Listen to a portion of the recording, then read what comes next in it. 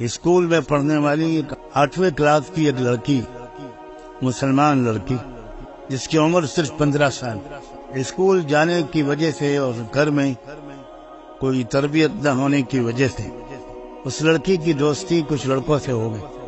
اس کے ماں باپ اپنی بیٹی کو بہت سمجھاتے رہے، روکتے رہے، لیکن لڑکی اٹل رہی، اپنی راستے پر چلتی رہی، یہاں تک کہ اس کے ماں باپ نے ڈانٹ ٹپٹ کر اس کو گھر پر بٹھا لیا اور اسکول اس کا جانا بند کر دیا۔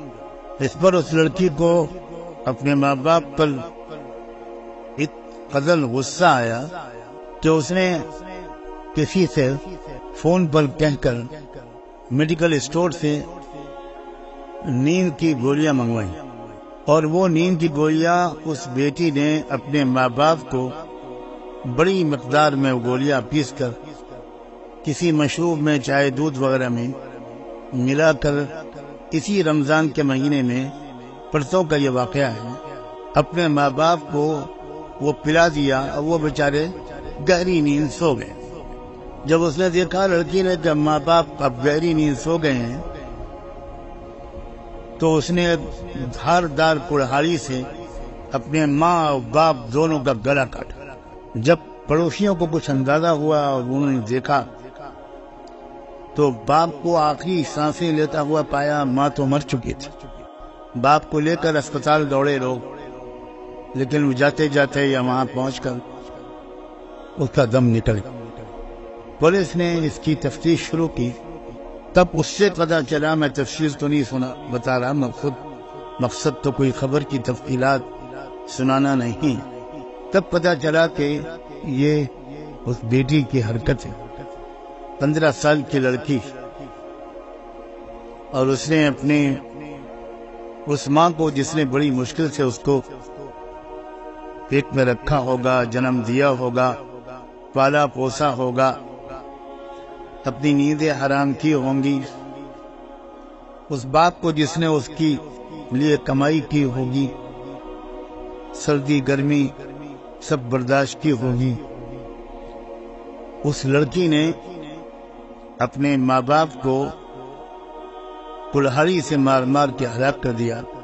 بعد میں جب پولیس نے اور تفتیش کی تو تھوڑی دیر کے بعد اس نے اپنے جرم کا اقبال کیا،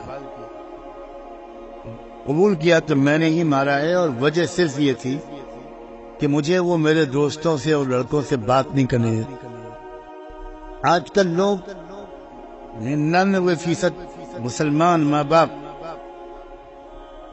اپنے بچوں کی تربیت سے بالکل غافل ہیں۔ مسلمانوں کو نہیں پتا کہ یہ اسکول کالج ان کے بچوں کی قتل گاہیں ہیں۔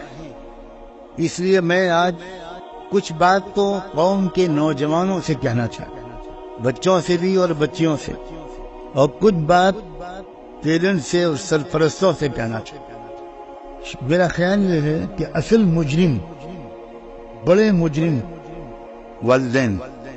والدین خود اسلام کو بالکل سمجھنے کی کوشش نہیں کرتے۔